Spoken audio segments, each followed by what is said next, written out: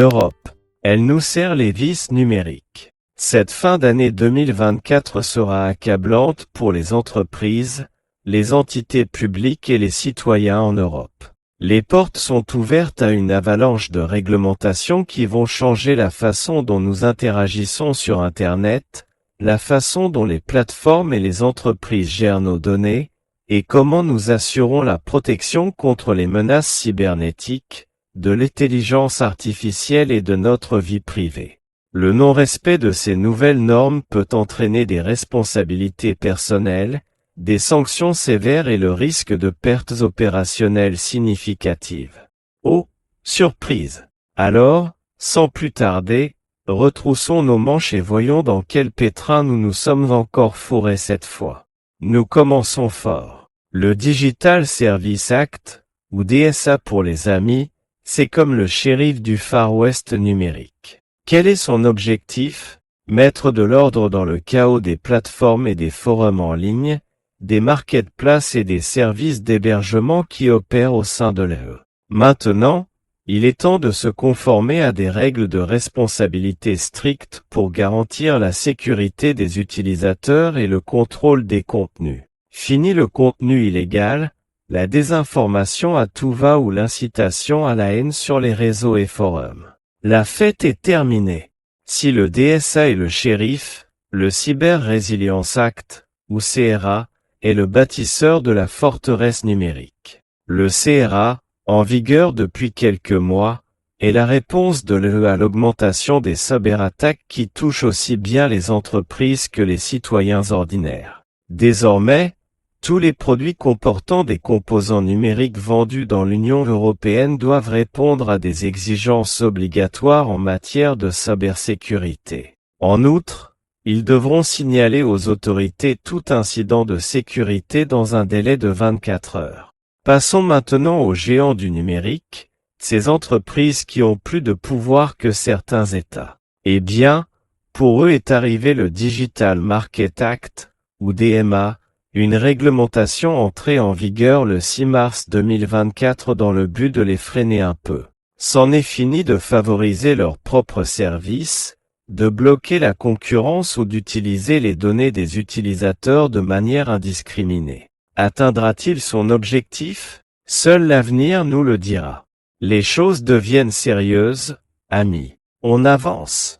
Lorsqu'il s'agit de cybersécurité, il y a des secteurs particulièrement sensibles: l'énergie, la santé, les transports, les administrations publiques, les télécommunications. Pour eux, l'Union européenne a créé la directive NIS2, qui est entrée en vigueur le 18 octobre 2024. NIS2 introduit de nouvelles obligations pour les entreprises opérant dans ces secteurs, comme l'obligation d'avoir des plans de gestion des risques, des audits, des systèmes de détection et de réponse aux incidents, ou des mécanismes de coopération entre États membres. Car, comme nous le savons déjà, dans le cyberespace, il n'y a ni trêve ni frontière.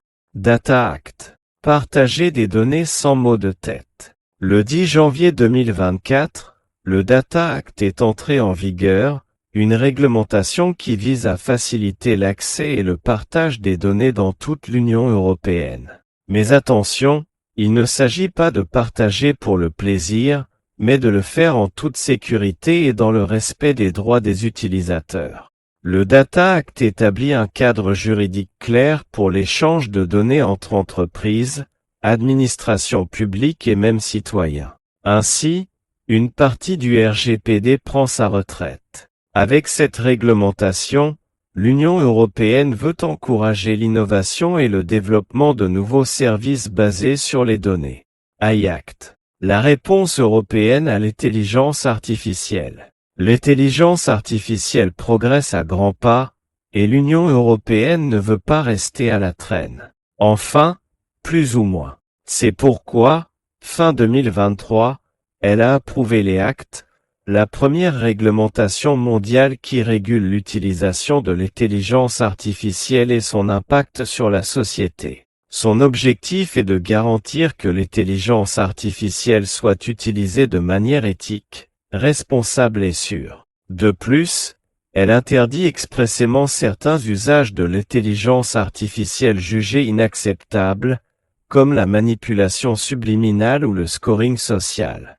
GPSR. Mieux vaut prévenir que guérir ou retirer du marché. Ce règlement, qui deviendra obligatoire à partir du 13 décembre 2024, régit la sécurité des produits et services non alimentaires au sein de l'Union européenne. Quel est son objectif ? Garantir que les produits vendus sur le marché européen soient sûrs pour les consommateurs. Et on ne parle pas seulement de jouets ou d'appareils électroménagers, mais aussi de produits avec des composants numériques, comme les smartphones, les ordinateurs ou même les voitures connectées et les services qui y sont associés.